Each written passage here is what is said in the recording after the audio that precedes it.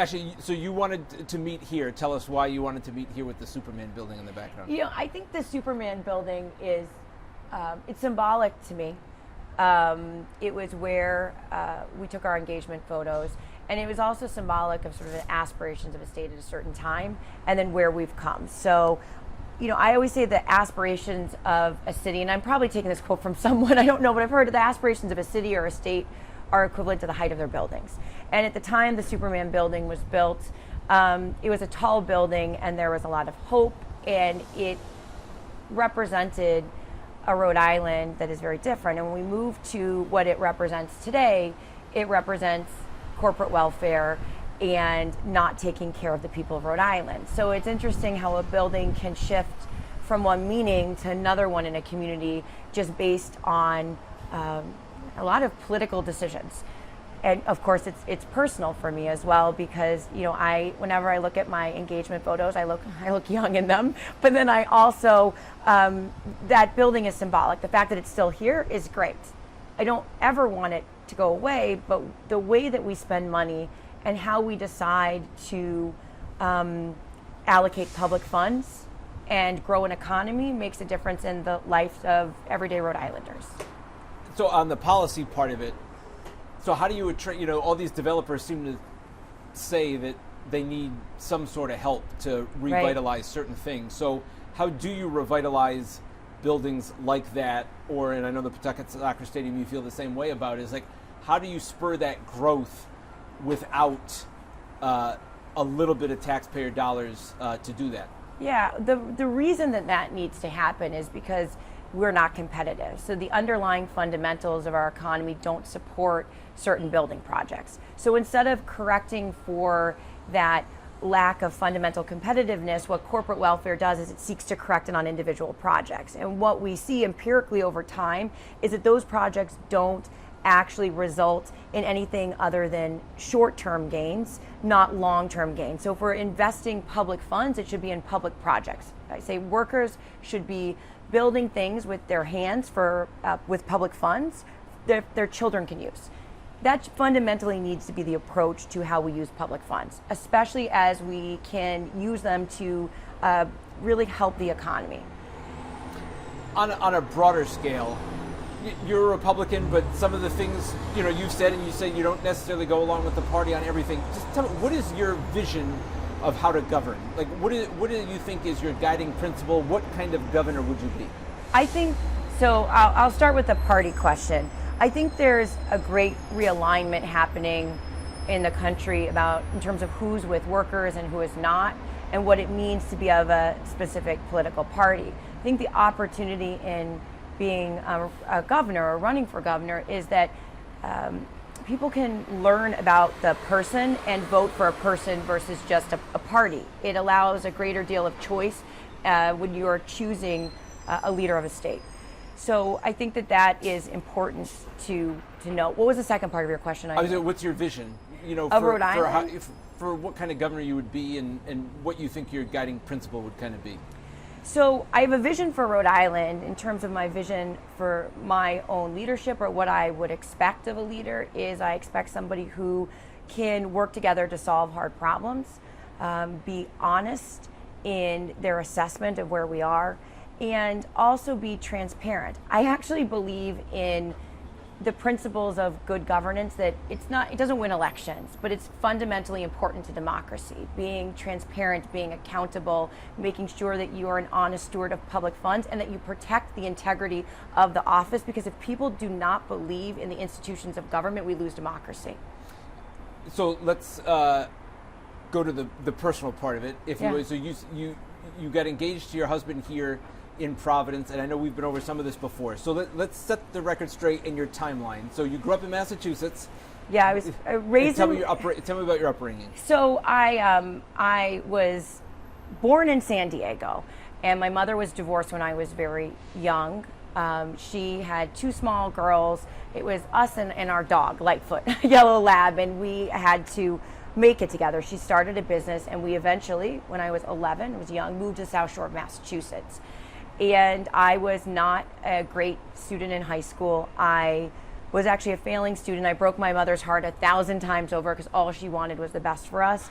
And that time was during education reform in Massachusetts, when a Republican governor was elected for the first time in 20 years.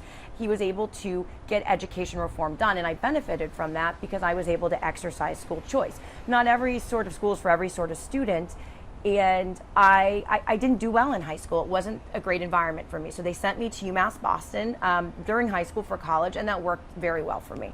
I then went on to UMass Amherst, did well there, and then eventually went to Columbia and the London School of Economics. My path crossed paths with my husband during that time period.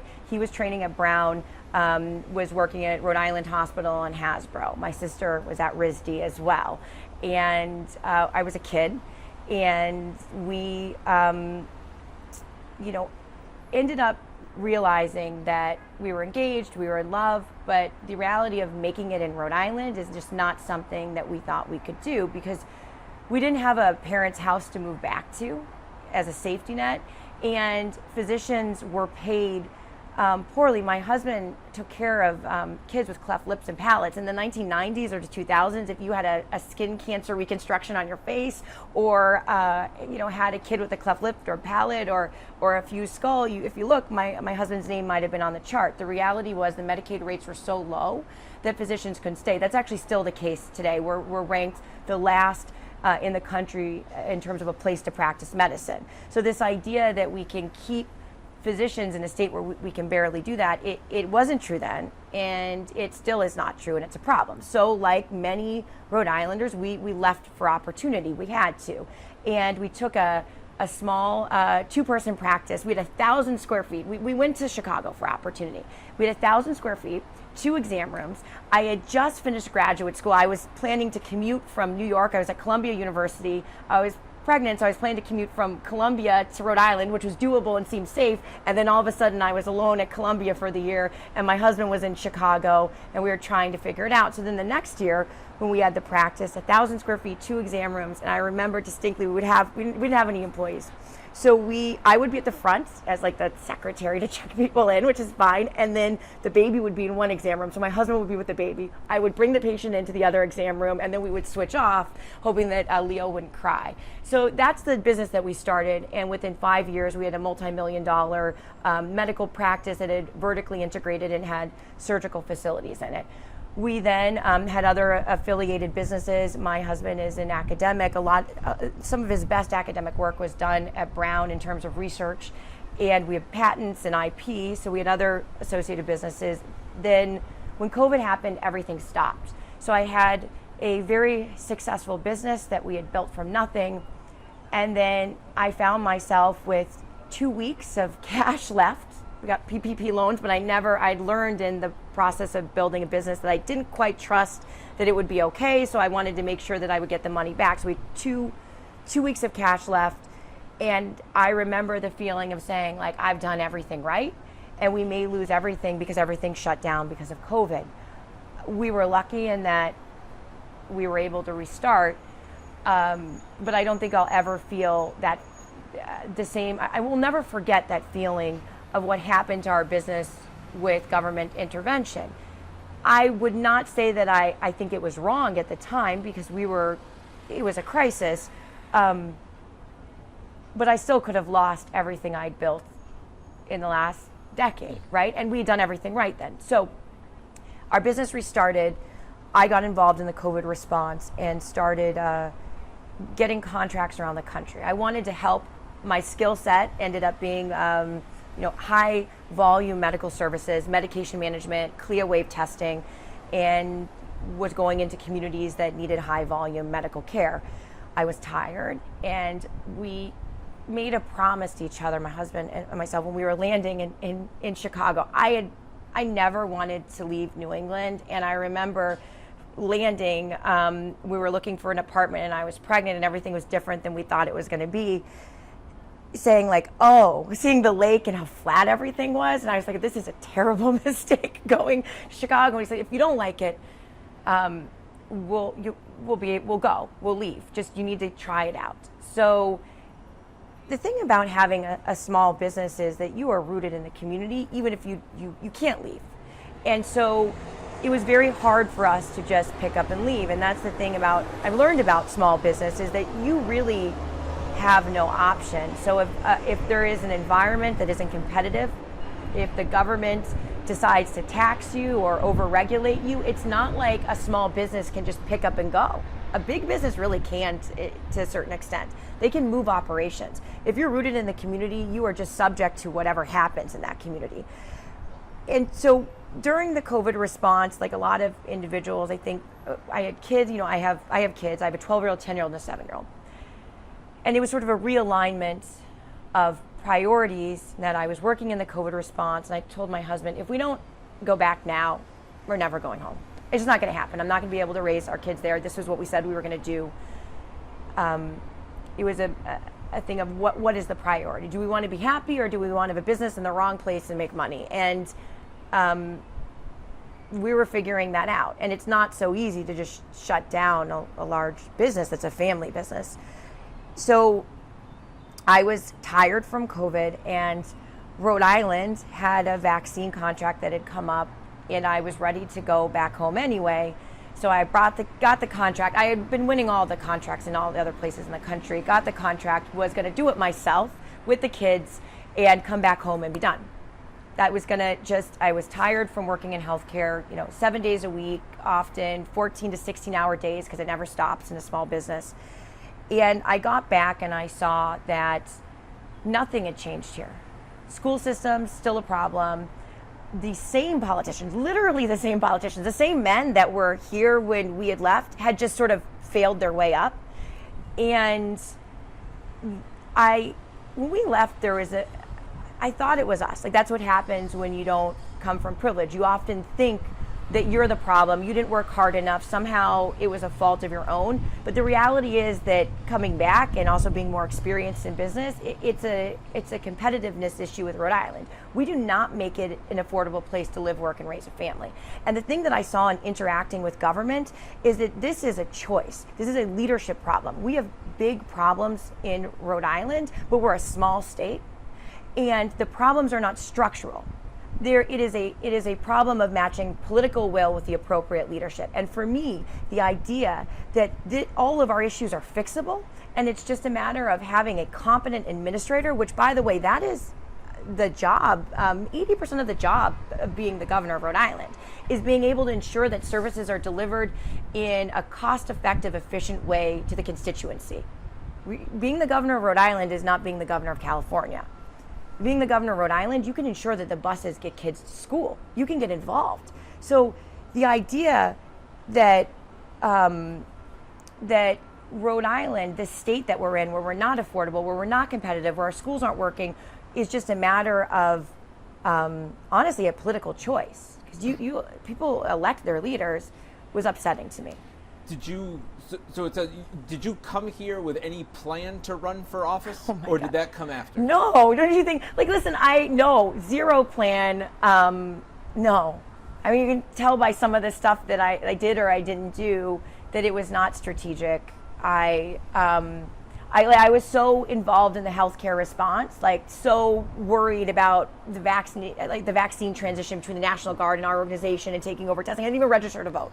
Like, it wasn't on my mind to go to the Board of Elections to register to vote. What was on my mind was, we have 2 surges coming, and I don't know if the testing infrastructure is going to collapse. That was my problem. Political stuff, not even a consideration. The reason that political stuff came into consideration is that I saw that a level of incompetency in leadership that was resulting in real pain in the community.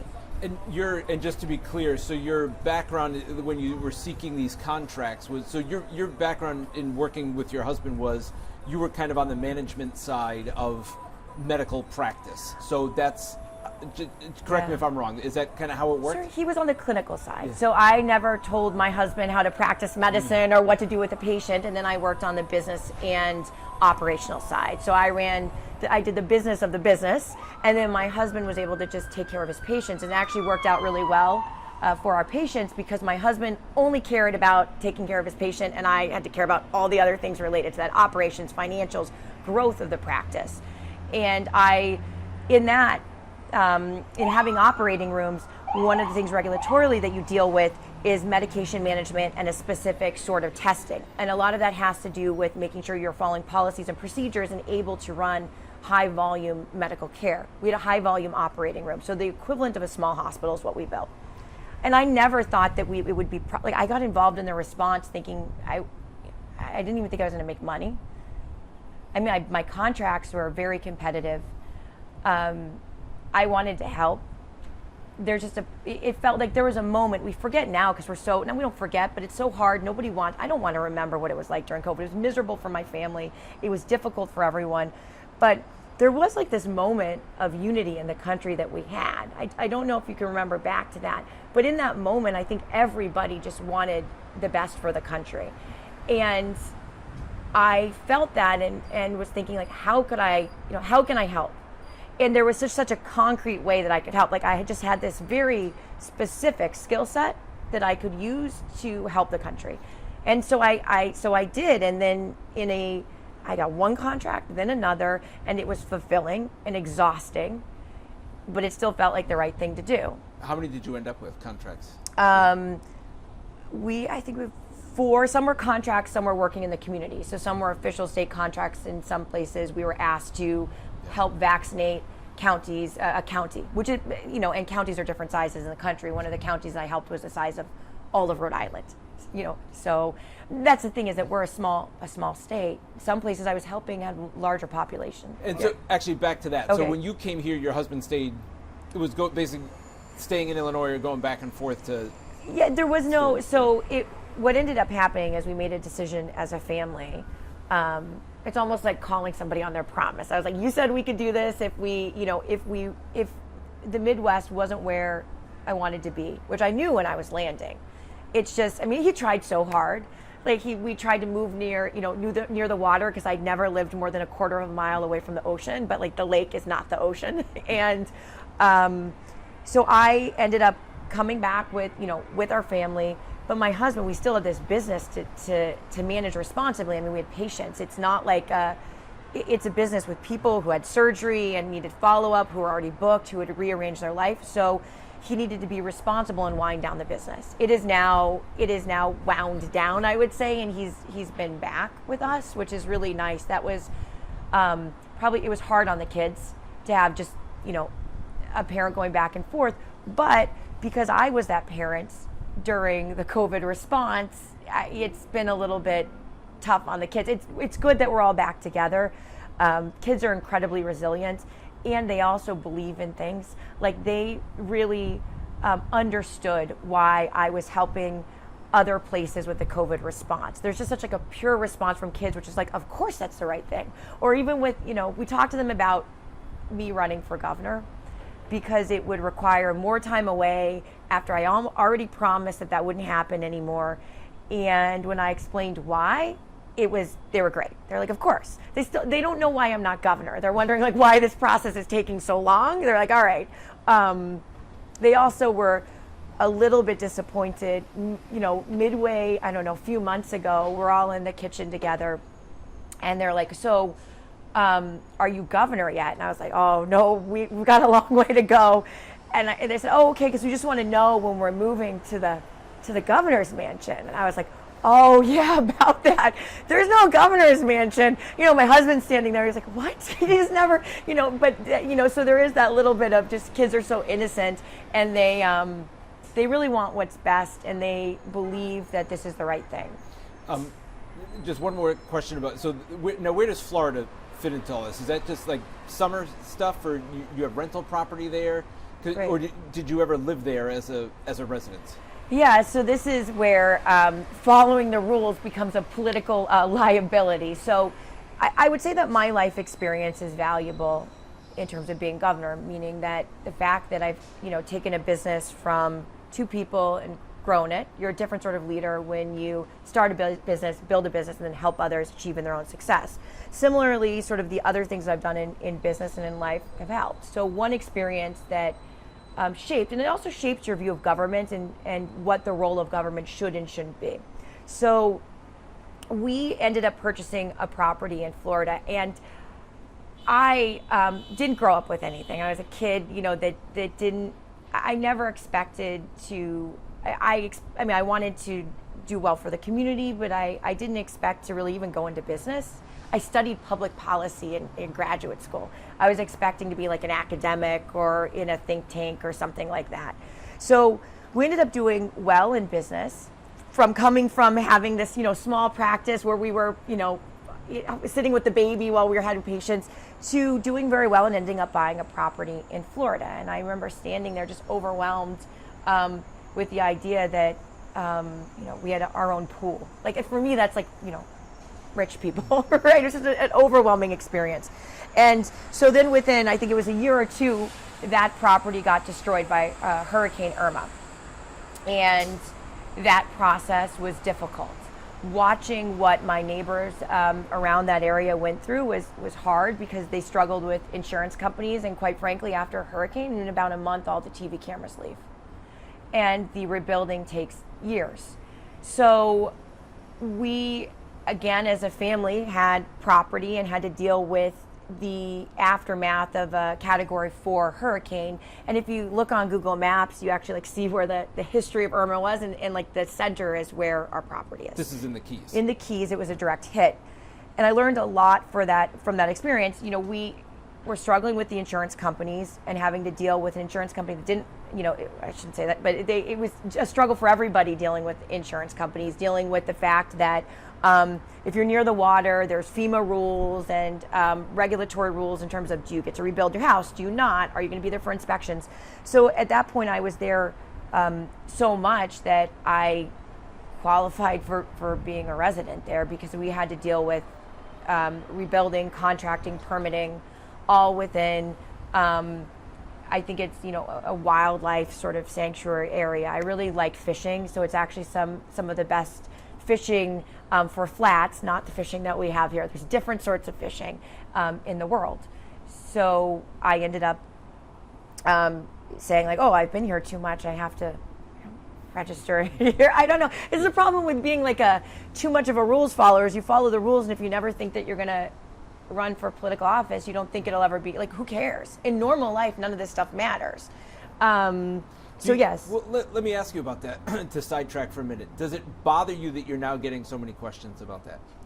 It doesn't bother me. I think the fact that I've had certain experiences, it makes me a better leader. I am happy to be open about what my history has been, because I think it helps inform people about why I believe certain things, or why certain experiences have shaped me, and how that's valuable, bringing a broader set of experiences to the role.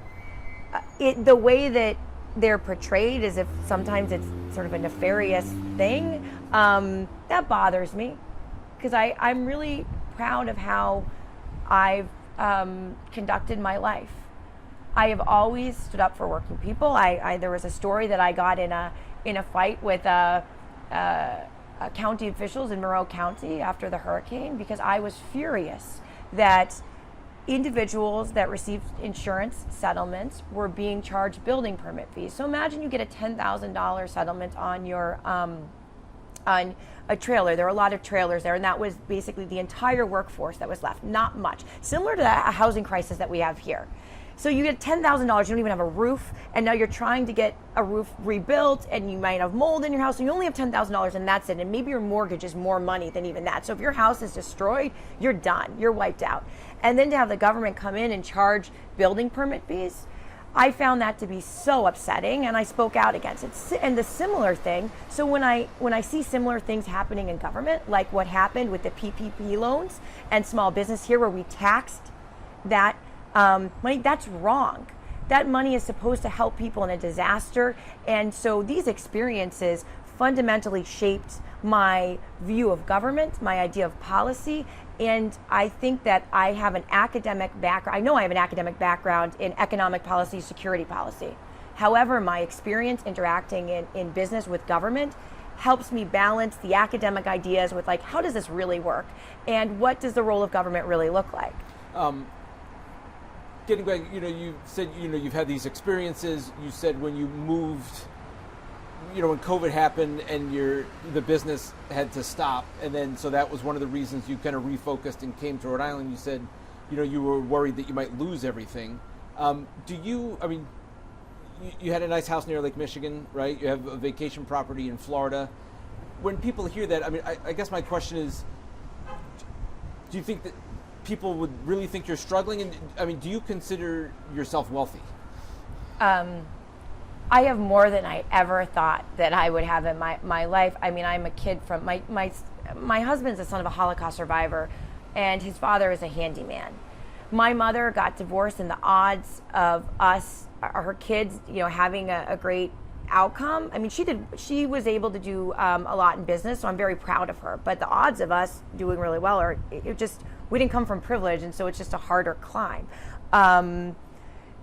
I would say that for a lot of businesses, especially folks that are self-made, what happened was we were doing very well. Then everything stopped. All of the revenue stopped in our business, but we still had to pay a mortgage for the building on the business. We still wanted to make sure that staff that had been with us for 5 years were able to pay their bills as well. And so there is an uncertainty that happened in that moment that a lot of business owners, successful business owners, experience, especially if you're a small business. We would always put our employees in the business first. I mean, that's how we grew the business, is we'd always reinvest everything in the business. And so all of a sudden, for that to be in jeopardy was scary. And there's only so much cash as a business you have in the bank, right? So if you run out, you're done. What are you going to do? And we didn't know when we were going to reopen, so we couldn't predict when it was going to be over. Now, we did reopen and things ended up being okay, but it could have gone either way. For a lot of businesses, it went the other way.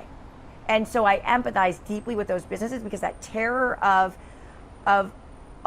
if we don't reopen in 2 weeks, I don't know what's next. Like, what bill do we not pay? Who loses their job? And so that was a really hard moment for a lot of small business owners, successful ones as well. The COVID response was separate. It was when I wanted to help, because it was like, what do you do in a moment like that? I mean, if you remember that moment, it's like everybody, it was like, how can I help? And so that business went on, the other business restarted, and this is why we're a family business where there's only two people, there are two executives, my husband, myself, like that's it. He helped with that business. I was able to get involved in the response. My husband was supportive of me doing that, because he knows that being able to help and be in service, in public service, is what I really wanted to do. And it was fulfilling. It was also exhausting. And there were moments where I wondered if I was doing the right thing, because that moment of, hey, I want to, help the country and save you of that moment. But then when you're sitting there with 30% positivity and a patient can't breathe, you have this moment of, I'm helping, but then you remember that you're a mother with 3 small children. If something happens to you, like, what happens to them? And that was before the vaccine. We didn't know. I mean, there was a time where we didn't know if everything was going to be okay. And I'm glad that it is different and that we've moved away from that. I'm going to jump around totally here. Yes. Boxing. So you said you were in the South Shore around high school time, right? Your commercials, your boxing. You're very proud of that. I saw the boxing gloves hanging from the mirror in the car downstairs. Are those cute? Yeah. First of all, where on the South Shore were you? I was boxing out of Quincy, Mass. Farrell's gym. It was a PAL gym. You'd go downstairs. There was a bar upstairs, a boxing gym downstairs. I don't think it's still there. It's in Quincy Center. Quincy Center was not the same Quincy Center that it is nowadays. Because what town did you live in? On the South Shore? Scituate. Scituate, okay. So how did you get into boxing, and what did that do to you? How did that shape who you are? What was that like for you? Obviously, you still have an affinity for it. Yeah, so I walked in the gym one day, or down the stairs, and I started just messing around on the bags, and nobody paid any attention to me. And I just kept on coming back because I sort of liked the entire atmosphere. I think there was a female boxer that seemed pretty interesting. She was older, she was in her 20s, and I was 15 at the time. It's like, oh, that's really neat. So eventually, Jimmy Farrell Sr. Decided to coach me. So he taught me how to wrap my hands properly, he would do mitts with me, where you learn how to throw a punch. And I think eventually, because I kept on coming back and practicing, he believed that I was going to be able to fight. And I was a good fighter.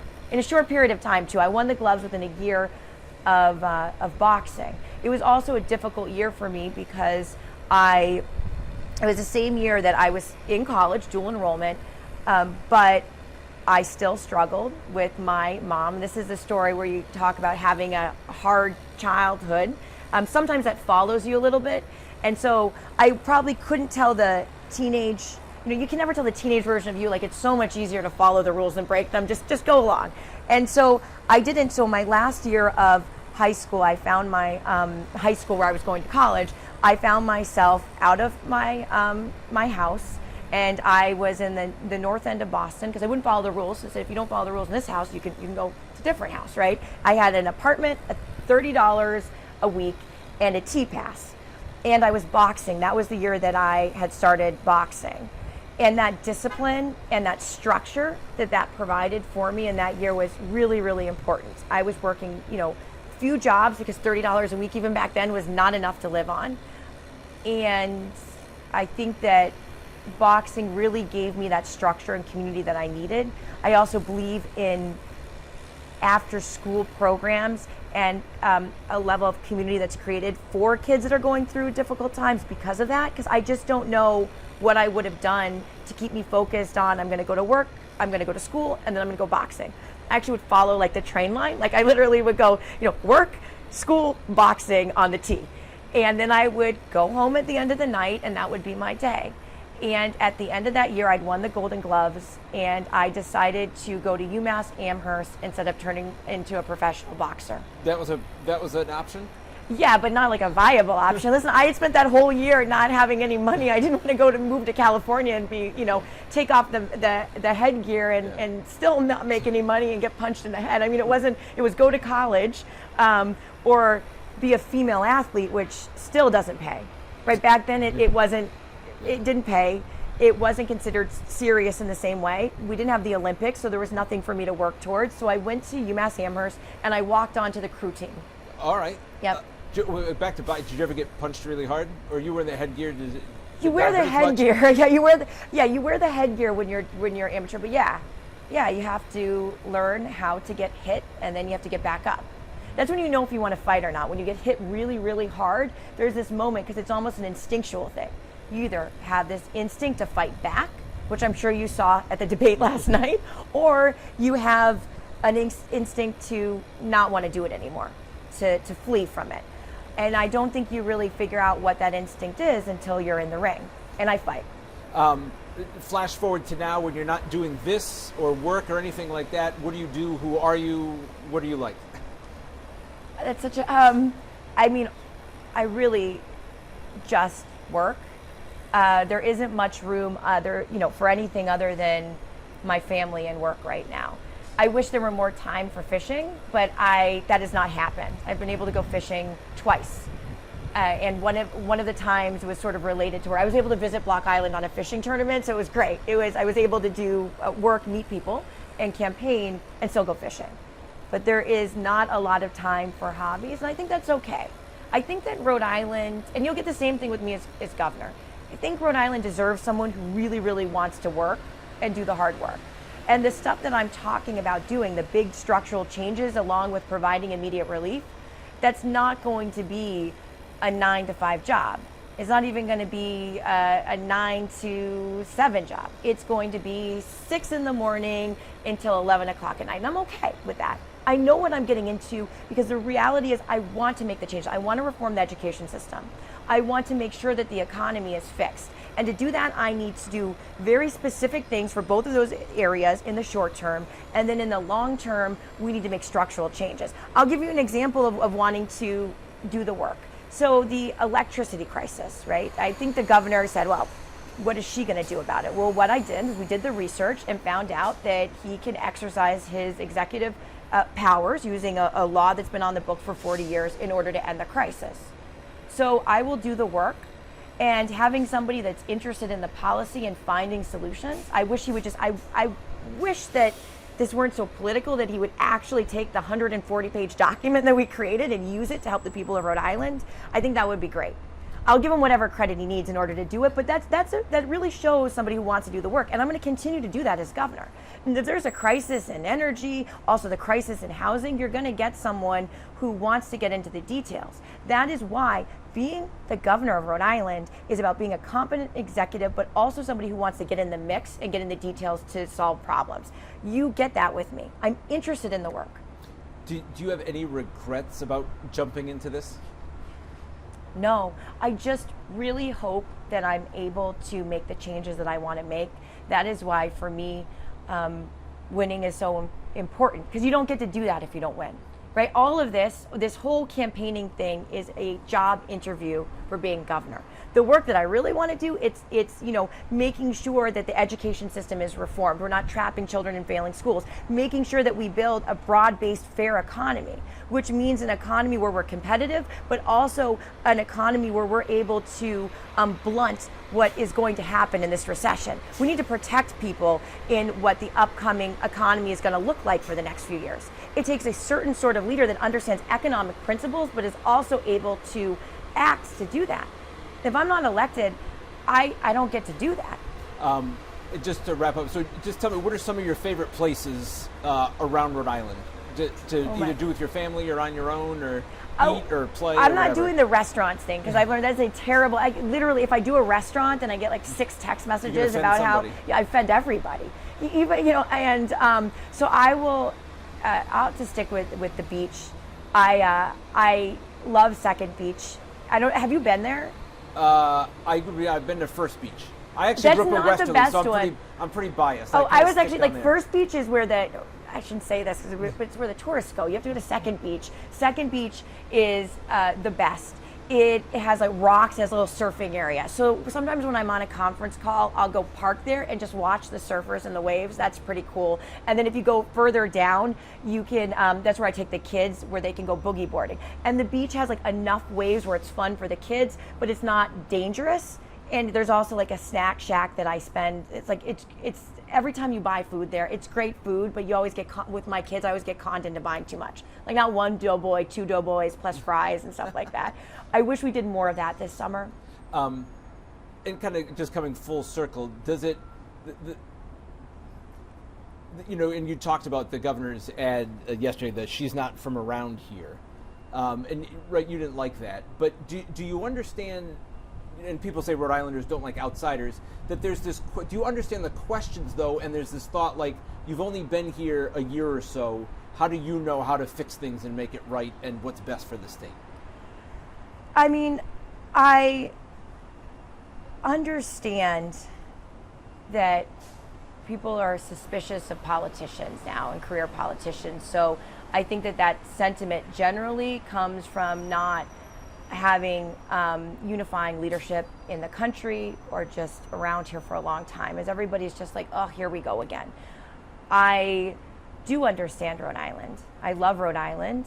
I feel that we had to leave, and the experience of loving a place and then feeling that you can't make it here is a common one in Rhode Island. People have their kids leave all the time. We have the 4th highest number of college graduates that leave in the whole country. The other portion of the you're not from here, you don't belong, as someone that was raised South Shore, my sister went to school here, it's sort of a disorienting thing to hear. I understand, I'm new to politics, so that's just part of the deal, I guess. But I believe that I can really make a difference and make a change, and my business is here, my family's here, and if we are able to get leadership that is competent and someone that is not beholden to special interests, someone who truly wants to do the work, that's the other part. I want to do the work of the governor. I don't want a title. I don't care about the power. With Dan McKee, that is what I see in him. It's not somebody who wants to ensure the buses are running, or somebody who's interested in making sure that we're doing the things that we need to do for education reform. I think having someone that's like that, someone who wants to do the work and is excited about it, is important for the state. And I think that's what matters. And I think you've answered this before, but do you plan on staying no matter what in Rhode Island? Absolutely. You know what I did to be able to, my entire, yes, I've always intended to stay. The problem was that I don't want my children to leave me. And that is why I'm running, is that I'll stay, and then my kids in 10 years will say, oh, Mom, and what do you do when you do everything for your kids? Like, you tell them, oh, sorry, stay with your mom, but don't go to New York for this job, or don't go to Boston. I just don't think that that is necessary. I think that my kids, I don't know if they're going to want to live in Newport, but Bristol, I don't know what it is, but I would like them to be able to stay with me. I don't ever want to leave. I worked very, very hard to come back, and I just want to be able to look at my kids and tell them, like, they have as much opportunity here as they would in Boston or New York, and that they don't need to leave. Actually, I do want to touch on something we talked about the other day, the pets. So you have a few pets. You put out a video. That's being very generous. You have a few pets. So yes. How did that all come to pass? How did we end up with so many animals? Are you a super animal person? I do love animals. I mean, I would have to say that my husband did contribute to that. So, how did we end up? Is that such a judgmental in such question? a predicament? It sounds like it's like when you have that aunt that asks questions, like when you're like going to Thanksgiving and you're like, you're going to get a second serving, they're like sort of like, do you really need that? Yeah, exactly. Like, I love animals. I love I'm not a huge fan of the birds, to tell you the truth, but my husband likes them. But with kids, it's also important for kids to learn how to take care of animals as well. So I have 3 kids, so we can handle all the animals. But it is one of those things that happens over time. So we started with a dog. It was the dog, then who came next? The dog, the tortoise, then the birds, and then the cats. It was supposed to be 1 cat, but actually the cats are new. My husband so we promised Tyler, my middle child, the one that's in the commercials, that when he was 10, he could get a cat. But I made this promise when he was like 4 or 5, so I never expected him to actually remember. And he did this year. So I was, campaigning, doing other things, and I told my husband, you can go to the shelter and get him a cat. He came back with 2. And so that was my husband, but it is what it is. We're very happy with both cats. I wasn't even a cat person. Like, I don't think if you had cats, I'd like your cats, but I love my cats. They're great cats. And I'll end on the same question I asked you, I think, to start our first interview.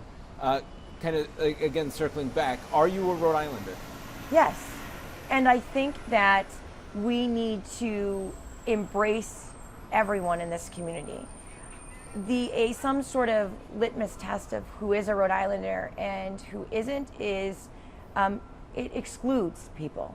And anyone who wants to live, work, and raise a family in Rhode Island should feel like they're welcome and that they're a Rhode Islander. It also allows people to take responsibility for the community in which they live. Meaning, if you've been here for 10 years, don't tell me you're not a Rhode Islander, you're a Rhode Islander. This is a great state.